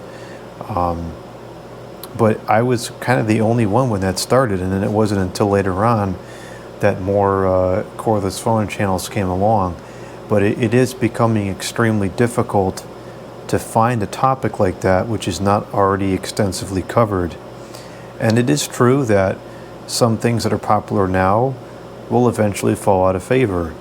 And some of these telephones ringing videos get millions of views per year, still several years after being recorded. At some point that's probably going to change. I hope it's not anytime soon, but you know, things come and go. That's normal. Edits are good as long as it is done to cut out, ouch, any unnecessary filler that won't show anything useful. But the kind of edits you talked about, very annoying. Sometimes, like you though, I will be able to record a video in one whole clip and I'll just throw the raw file on. Another piece of advice is, do not fancy up your videos. I always say simpler is better. Don't start doing intros and fancy YouTube faces. They add nothing to the videos and arguably take away from it. Nobody's here to watch intros. For thumbnails, if you don't like the ones YouTube made, or if I don't like the ones YouTube made, I'll go through my video, pause it at a certain place, take a screenshot, and upload that as my thumbnail. Also very good information, and I agree 100%. Sometimes I don't cut out unnecessary filler that doesn't show anything useful. It's just the style of the videos that are, that are produced. When you're talking about a 7 or 8 hour video, you have to expect there to be dead spots. I mean, it's not, it's literally just showing the things I do throughout the day. It's not meant to be highly edited, cut down content. I agree completely about the intros. I hate those stupid intros. Some people put in these intros, and it's like, some of them are long too. They can be like a 20 or 30-second clip. Some of them have stupid music, and it's usually way above nominal volume, so it's like blaring loud. It is just so annoying, and it serves no purpose because nobody wants to watch it over and over again. If you want to build a clip like that to like summarize your channel, there is a spot for that. It's called the channel trailer, and there is a particular spot you can upload that and put it on your home page, and that's where it should go. It should not be in every single stinking video. And I agree about the thumbnails as well. I think I even said that in the video. All my thumbnails, 99% of them, there's one or two I've done other things with, but 99% of the thumbnails in my videos are screenshots of the video, and that's really what it should be. And if you want to do more than that, it absolutely needs to show exactly what's in the video. There's nothing worse than a clickbait thumbnail. If I come across a clickbait thumbnail, I can guarantee you I'll never watch that channel again. Lastly, I've never asked for likes or subscribes. The only times I've asked for comments is if I need info or advice on something, such as the video of wondering why the first floor A divided by C was acting weird. My channel, and I think yours too, was built on the whole if you build it they will come in mind, and honestly it's doing quite well. Yes, I agree with that as well. The asking for likes and subscribes things, I can't see that works. I mean, I would never push the like button or subscribe to a channel because someone says to. I would only do it if I happen to like the video and want to see more of the channel. And consequently, if you produce a good enough piece of material that people enjoy, then naturally they're going to push the like button and subscribe and come back to the channel to watch it again later. So that should be something that happens naturally. You shouldn't have to ask for it. So this is excellent. This is all good points.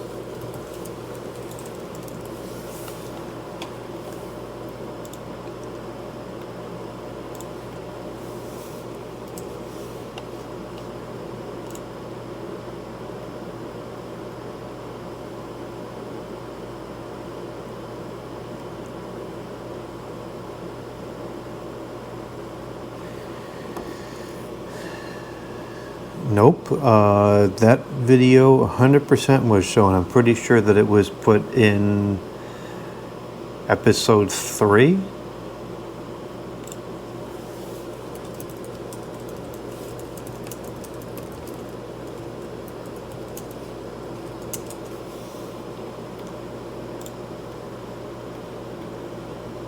I like Incandescent. Me too.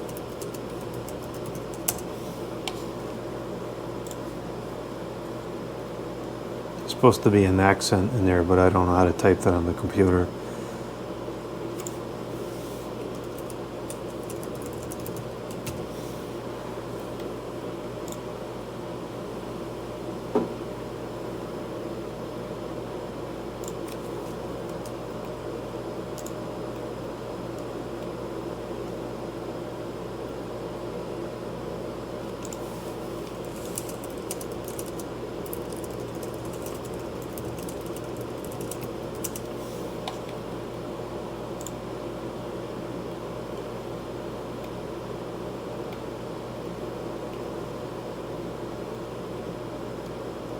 That's cap, this series is something I'm doing voluntarily because I think it might help people. I have no obligation to show any any of those videos that come in there, quite frankly, it's not a entitlement, the thing that you're entitled to be shown in there. I have hundreds of submissions, and there's only one of me, and I can only spend so much time in the day watching these videos. So I try to pick out the ones that seem like they're coming from the smallest, newest channels and are the best content, not the best quality, productions. And if you come in here hot with a bad attitude and make claims that aren't even true, that's not going to work your way up the priority list at all.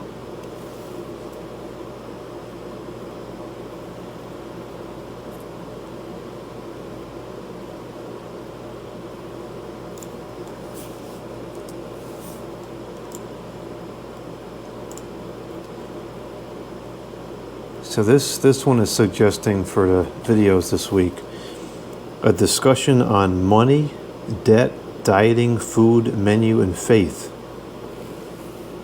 Well, that is quite the that's quite the array of subject matters. Now, I certainly have opinions on all of those, but I would have to figure out how to present those without getting into a I think the money and debt in particular can kind of teeter into the politics area, and I don't introduce politics on this channel because it just introduces all sorts of arguments and unintelligent commentary and division. So I always avoid topics that can go politically for that reason. It's not because I don't have opinions, it's because I don't feel that it serves a place on a casual hobby channel that's meant to bring people together. But I'll see if I can craft that in a way that won't result in pointless arguments and unintelligent comments. And there's more snarky commentary from that person. I'm not telling you what to do. Why do people keep saying that? I'm just asking for suggestions. If anything, you're telling me what to do. I can't show the whole fan collection because it's not even all in one place. Maybe someday I'll become organized enough to show it all, but in fact, I'd like to become organized enough to show it all in one video, but I am nowhere near that point, unfortunately.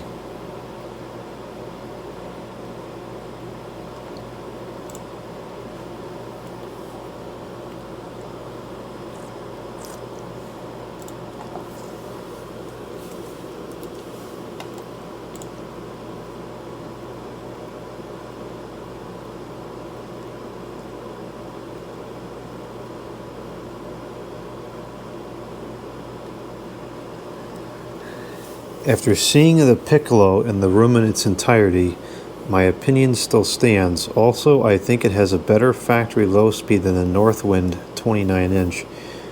The dual Hunter fans I mentioned in white finish on the mini Hunter 2-inch down rods would pretty much be in a catalog movie TV set level install, in my opinion. Do you not have a ton of mosquitoes around your house with all the trees water? I'd love to sit outside like this time of year. Surprisingly enough, they're pretty bad at my place right now. We've had a bit of rain over the past few weeks.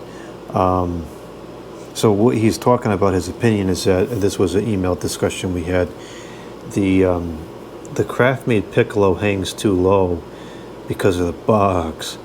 And that's definitely valid. Part of the problem is the box, but I still think that the other part of the problem is the down rod.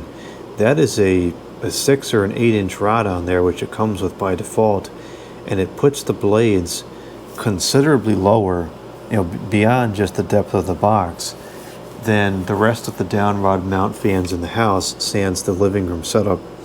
So I really think that it needs to come off that box and be flush with the ceiling and have the shorter down rod to look right.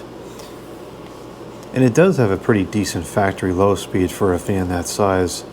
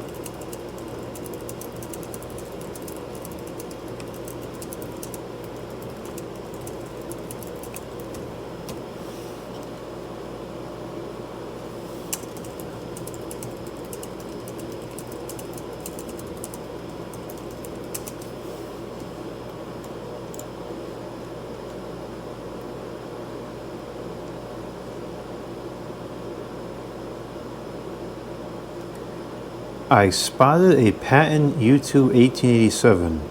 It has a blue motor, but it's a completely different motor from the one in your video. The motor is identical to the one in this video. Can you tell me which motor that is?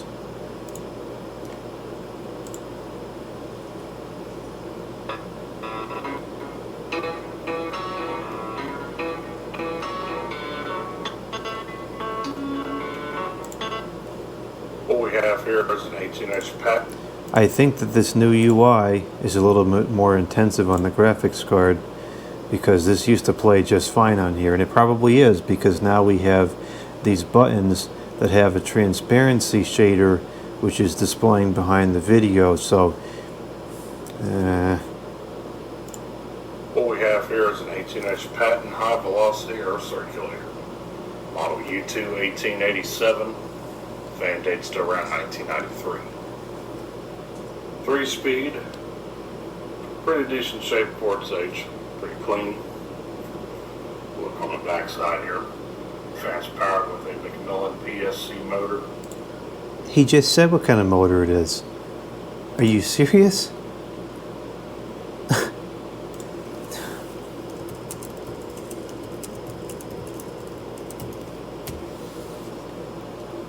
That's ridiculous. He literally said what kind of motor it is.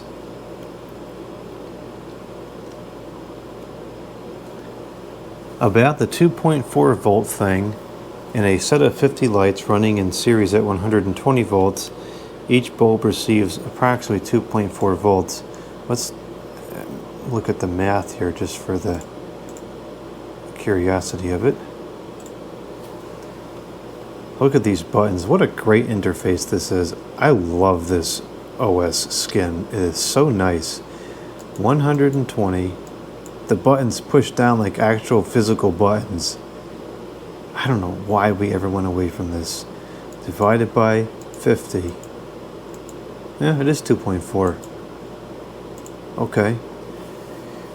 The reason most bulbs used in a 50 light set are 2.5 is so that if a couple bulbs go out, the others in the set will still be running at their rated voltage and won't wear out. The same is true of 35 light sets. The bulbs are rated at 3.5, even though they normally receive 3.42 volts in the set. For some reason, 20 light and 10 lights don't have such a buffer, 6 and 12 respectively, which seems counterintuitive, but I guess the way those sets were designed. It most likely was probably just rounded to an easy number instead of being to provide a buffer.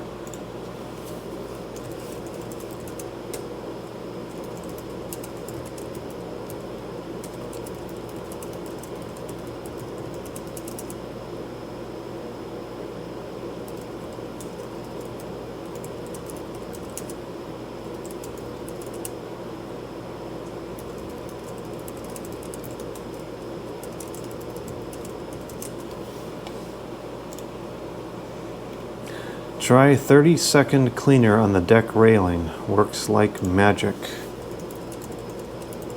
I did look it up. It's kind of expensive. Maybe next year I'll try it. The Medea units I purchased are essentially an updated version, and they did a good job of correcting the recirculating issues. The register can tilt up a decent amount, and the intake grill vents slats point downwards. They also have no issues getting the room down to 64, which is much appreciated at night. That is way too cold for an air conditioner. Air conditioner not meant to run much below 74.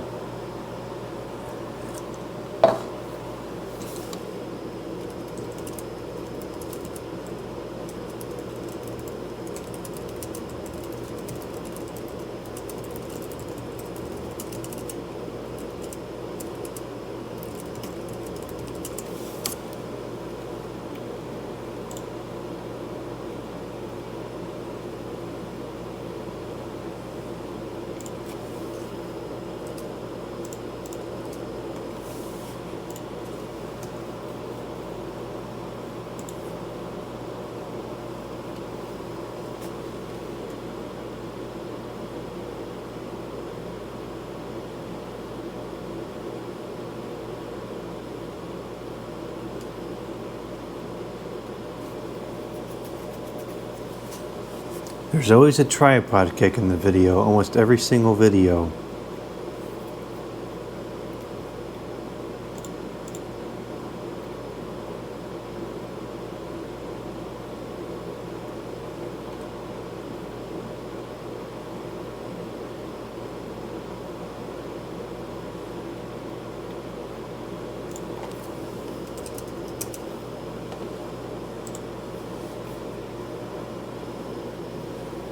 Whoa.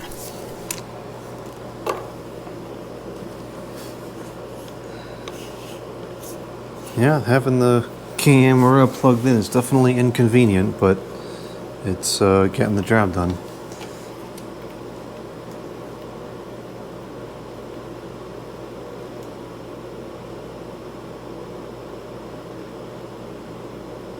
See, here's another one of these posts. I don't understand why these are showing up in here, what they have to do with me, and why they're in my, like, edit zone when they're not even my content. I really don't understand that. $3? That's about 55 Mexican pesos. I wish they cost that much here. Here they cost about 200 to 300 Mexican pesos, which is about $10 to $20. $10 to $20 per string is pretty expensive for Incandescent.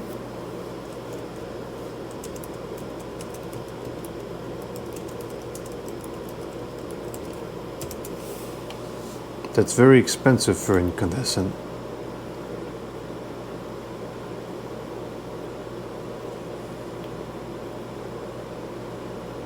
Here's another one.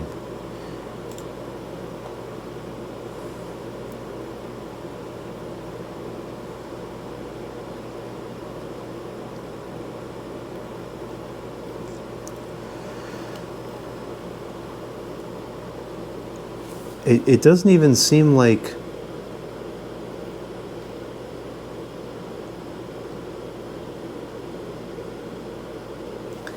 it doesn't even seem like I'm flagged in here or anything.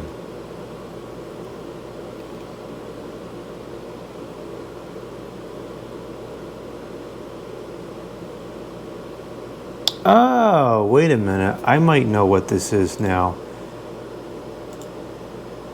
Hold on. Viewer post. Is that what this is?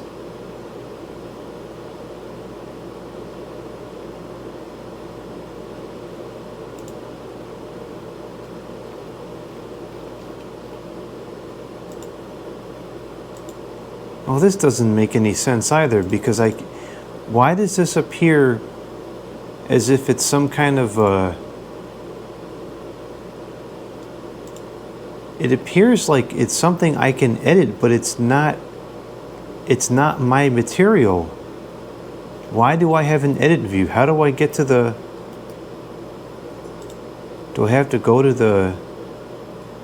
So how do I get to this? This is the view that I should have, where I can type in the comment and it's not like in edit mode. How do I get to this view? Do I have to go here and then push this? Okay. Now can I push in here? And now can I push? Okay. I think I'm starting to get it now. So what I have to do, this is a horrible clunky interface. I have to go to the posts, and I have to go to each and every one of these, and then I have to go push this,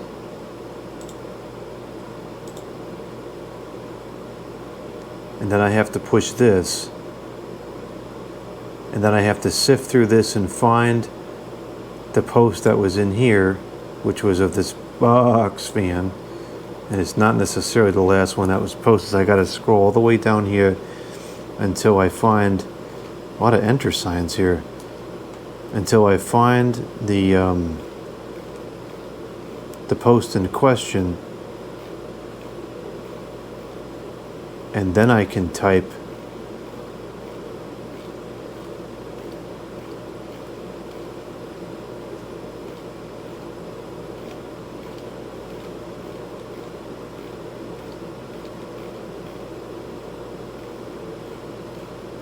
can I search this? Can I search for this somehow? When was this posted?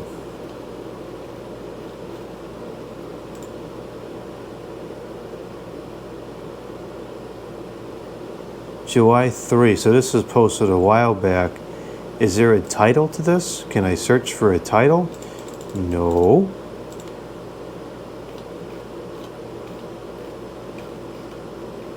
What an awful interface this is.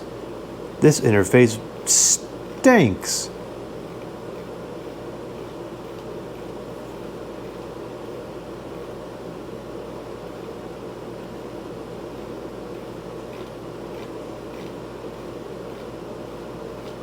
You know, I wanted to run a series of going through these viewer posts, but I can't comment on the viewer posts unless I sift through all this and try to find them. And I mean, we're up to 9 months ago, so inherently I went past it. I mean, this is not easy to work with at all. This is a horrible, horrible interface.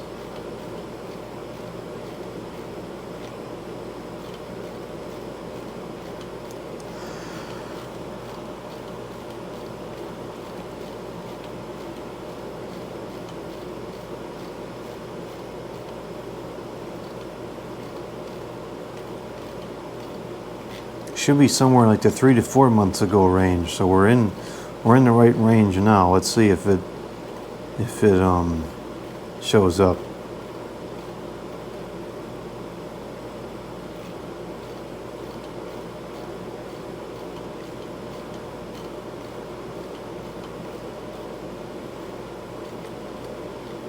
That's pretty cool. Now, I'm not much of an exit sign person myself, but I have over the years developed an appreciation for all these different things that people collect. And so when I see stuff like this, I do think it's pretty neat.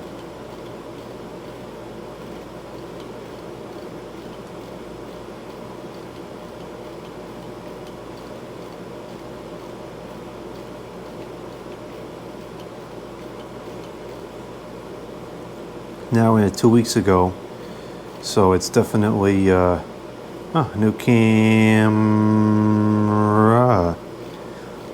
So we're definitely.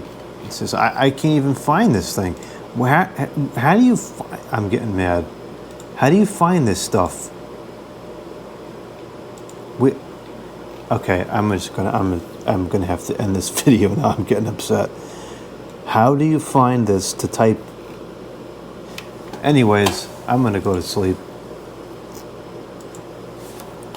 And just for the record, this computer is still compatible with the internet. But those stupid posts are not compatible with anything. Those posts are like an Apple product.